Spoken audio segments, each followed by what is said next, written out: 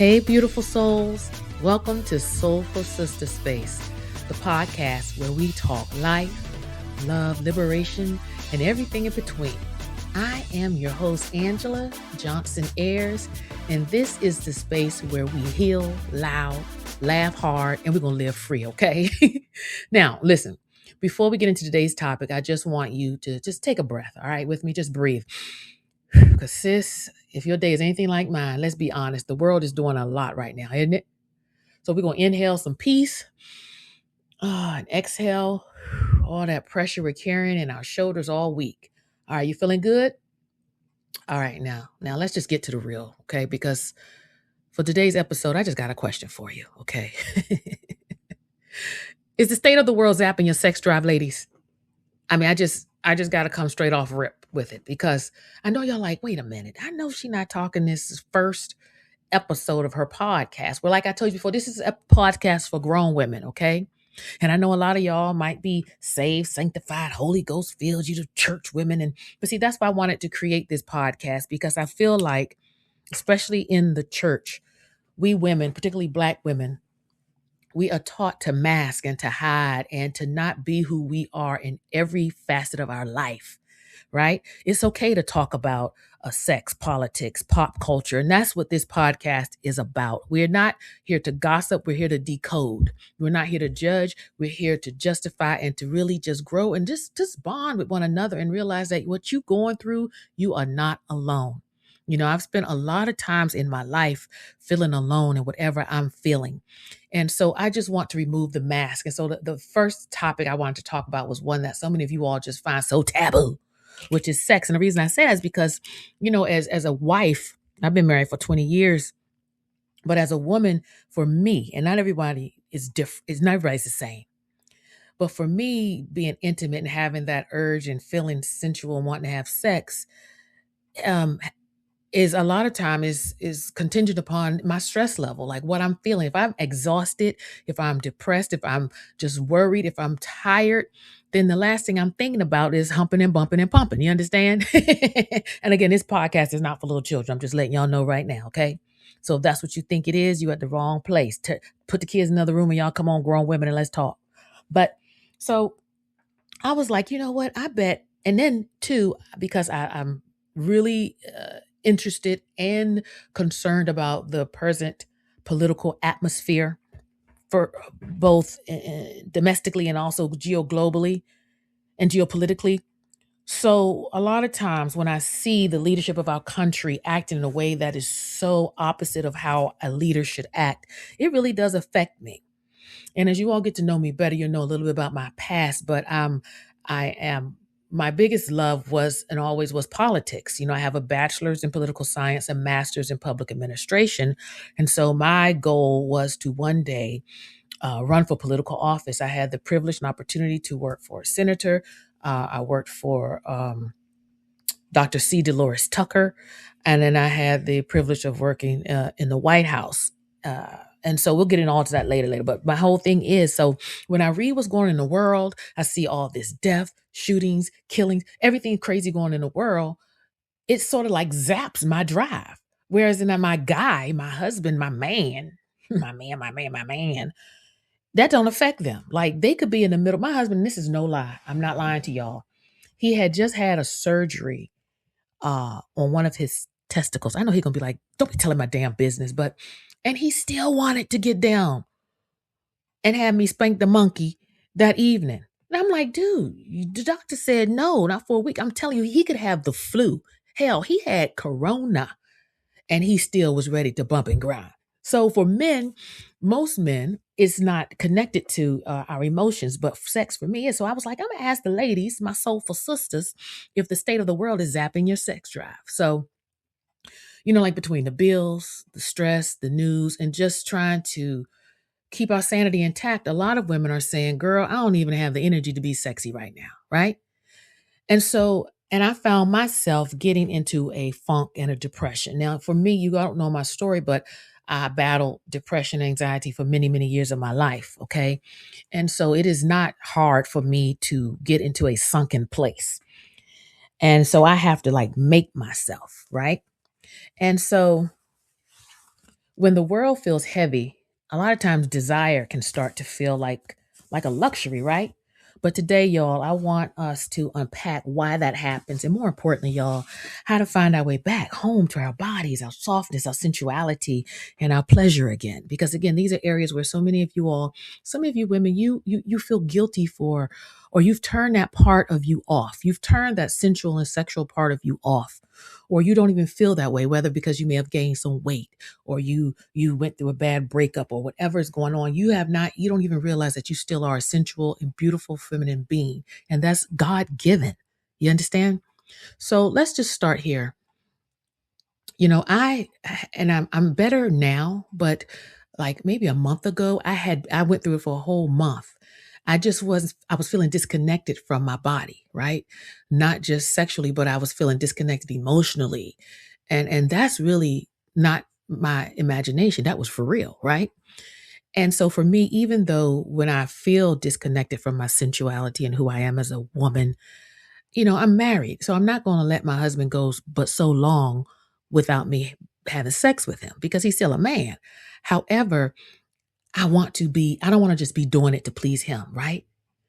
So we know that stress, fear, uncertainty, financial pressures, all of that lives in our bodies, right? And when the body is in survival mode, like so many of us have been, so many of our mothers, hell, all the way back generations, just because of just being black in America, it shuts down anything that's not about survival, right? So you can't be in fight and flight and feel turned on at the same time. It's just virtually impossible, right? And so your body literally says, you know what? We're not doing pleasure right now. We're doing protection. So when you're worried about your bills, the economy, your safety, your kids' safety, your aging parents, a parent that you may have buried, which I buried 3 years ago, our central nervous system is running marathons while our heart's whispering, can we just rest? Can we rest, right? And see that exhaustion, that burnout, it numbs you. I mean, it does for me, y'all. I'm telling you. And so I was thinking, so no, a lot of times you feel like, damn, I'm just broken. It's not that. Maybe you're just exhausted, like tired. You ever feel that way? Like one day I'm just like, I told my husband, I'm just tired. I'm done. So let's normalize telling the truth, y'all. Okay. Pleasure isn't about being freaky. It's about being free. And so how can you be free to be intimate and to try and experiment wonderful, beautiful things with your husband when you're just exhausted, right? So it's how we soften the armor that we've had to wear for survival. And you deserve to feel good, not just on vacation, not just once a year, but every day of your life, sisters. And so here's where we're going to start. First, find your micro moments of pleasure. Little things like your sip of coffee, right? That stretch in the morning when you roll your shoulders. See, many of you all don't even know what pleasure is. All of you all, when you hear pleasure, you jump directly to thinking sexual. No, no. Pleasure is what makes you happy. For me, I like to sew. I like to dance. I put on music. Or I like to drink a nice glass of wine or two or three, which we're going to talk and pray about later. But anyway, as I take a sip right now. Some of you all, you might find your first moment of pleasure is the way your skin feels when you take your time putting lotion on instead of rushing on, putting on real quick and rushing out the door, right? Songs that still make you sway your hips without even realizing it. That's what pleasure and sensuality is. That's your body remembering it's alive. Again, sensuality and pleasure does not have anything always to do with sex. That's what we have programmed ourselves to think. And again, I'm not a sex therapist. I'm not telling you to try anything. This is all for conversation, and entertainment. But I just wanted to just encourage some of you sisters to know that you're not alone. What you may be feeling or not feeling is reality. Many of you all, you may want to see your doctor, your gynecologist and say, listen, my hormones may be out of whack. Don't give up on sex. Some of you all probably haven't even been intimate with your husbands in a long time, you know? And so you have to do things that make you feel beautiful and alive. And again, it's not always about sex. What makes you just feel in touch and beautiful with your feminine side, your body? Like, I like to smell good. I like to keep my nails pretty and my feet done, even though I need to get my pedicure. I need to get it done this week. Or I love wearing makeup. I I love my hair being long. Long hair for me is very sensual and sexy. And then for me, wearing my very short hair is sensual and sexy. Wearing tighter lingerie or gowns at night makes me feel sensual and sexual and beautiful and feminine. And again, it is not about the sex. You don't need permission, ladies, to reconnect with your pleasure. And again, pleasure is not always what the physical is. Pleasure could be reading a good book and makes you feel wonderful and beautiful. Pleasure could be taking a nice stroll, you know? You just need to remind yourself that you're safe enough to feel again. And that's the thing, as Black women, particularly, we're so busy surviving, we're not thriving, and we have turned off that part of us. Trust me, I know. And again, I'm not talking about sexual, I'm talking about just pleasure, enjoying life. God wants you happy. Some of you all, your life is so freaking monotonous and damn boring. You wake up from Monday through Friday, you wake up, you go to work, you come home every day, you watch a TV show, you stroll on social media for a couple hours and you zonk out. Then on the weekend, Saturday, you clean up, you go to the store, you may go out to eat, and Sunday you go to church, and you do the same thing every day. And for you single women, that's even more detrimental, because how you going to meet somebody? How you going to meet somebody if all you do is go to work and church, and you may not have meet the person at your job? Because many of y'all jobs, you're not supposed to be fraternizing with people you work with. And then at the church, you may not meet nobody. So again, let's just again, I want to talk about things that will make you feel alive, right? And so that's what this podcast is about, not just physically and sensually alive, but socially, mentally, emotionally, in all ways. And we're going to use every aspect of life to do that. And so with today's episode, what we're talking about is the stress of life zapping your drive. I also have a segment called the pop culture segment. And this is where we aren't gossiping, but we are decoding things, okay? So it's time for the pop culture segment. What I wanted to talk about was, we've seen a lot in the media this week about, I've seen with Meg the Stallion and her new boyfriend. And a lot of people are hating on this young woman because they say, she's too what's the word, sensual, she's too sexual, she's, because he's dealing with her now, that he's not playing as well and everything. And see, my whole thing is this: I don't know them people, that's none of my business, but what I do know is he looks happy, right? But what I want to focus on more with Meg the Stallion is not more so her relationship, but how this young woman, if you look at her, and I don't know her, but she seems to be in tune with her feminine side, right? Like when you see her, regardless if she has makeup on or not, first of all, she's drop dead gorgeous, with or without makeup. I've seen her without makeup online, and I was like, oh my God. And she's in touch with her feminine side. And I notice how she walks when she's with him and she's holding his hand, and how she carries herself. And she's exuding a feminine love, and not only feminine, but sensual desire and everything. And so I thought about that, and I said, as women, but some of you might say, well, she's younger. Of course she is. No, honey. When you know who you are, when you carry yourself and walk like she does, like a stallion, honey, you exude it. And see, a lot of people, especially some of you women, you're like, someone like a Meg, she's damn gorgeous, so she'll always have men dropping at her feet. But there are some women who may not be classically and physically, in your opinion, aesthetically gorgeous, but she carries herself so royal and regal till she got men falling at her feet. And I'm telling you, the same, it's an energy you exude. So let's bring it back to what we're talking about. When we allow ourselves to find pleasure again and again, pleasure, and I'm not talking about just sensual or sexual. What makes you happy? Who are you, sis? When you find you're happy, as Nene Leakes could say, then that exudes from the inside out. And so whether you look like a Meg Thee Stallion or whoever you look like, you will walk different. You will carry yourself different. You won't be so hard. You will be more feminine. And so that is how I wanted to connect our pop culture segment with what we're talking about here, is being in tune with who we are and what we're feeling, right? So now I want to talk about power moves in politics. Let's slide into this week's Power Moves in Politics segment because, pleasure and politics are connected more than people realize. Let's talk about stress on a larger scale. See, when the cost of living is up, like it is, food benefits are being cut, like it is, and people are working 2 jobs just to stay afloat, it's no wonder women are exhausted. Economic pressures kill intimacy. And you can't light a candle and feel romantic when you're wondering how the hell you're going to pay the light bill, right? If you need to be saving these candles to light your house. And that's why self-care isn't selfish, y'all. It's political. Every time a Black woman rests or we breathe or we refuse to carry it all, that's a radical act.